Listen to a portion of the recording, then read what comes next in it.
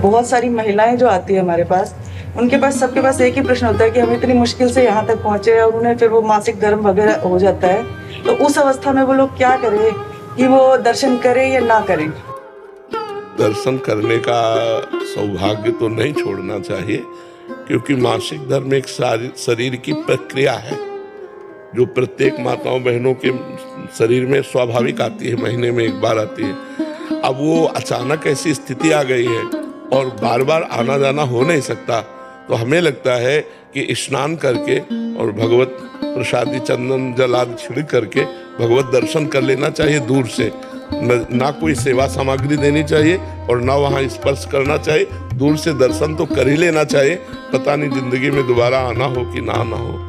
और ये मासिक धर्म कोई ऐसा नहीं कि बहुत निंदनीय बात हो, बहुत वंदनीय बात है।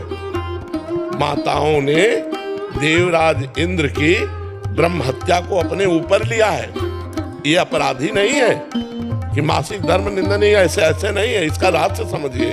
जो माताओं में मासिक धर्म होता है, देवराज इंद्र त्रिभुवन पति है और उनके द्वारा ब्रह्म हत्या बनी वृत्तासुर के मारने की, तो उस ब्रह्म हत्या को ब्रह्म ऋषियों ने विभाजित किया। पहले नदी को दिया जो फेन बुदबुदा के रूप में ऊपर होता है, दूसरा वृक्षों को दिया जो गोंद के रूप में होता है, तीसरा भूमि को दिया जो ऊषर भूमि के रूप में होता है, चौथा माताओं बहनों को दिया जो मासिक धर्म के रूप में होता है। तो ये इनकी वंदना है कि इन्होंने त्रिभुवन पति ब्रह्म ऋषियों की हत्या को इन्होंने अपने ऊपर लिया, इन्होंने थोड़ा अपराध किया है। अब उससे लाभ से वंचित कर दिया जाए इनको, तो ऐसा नहीं। वो स्नान आदि करके पवित्र होकर यदि दर्शन कर ले तो सौभाग्य, क्योंकि बार बार तो जाना नहीं है।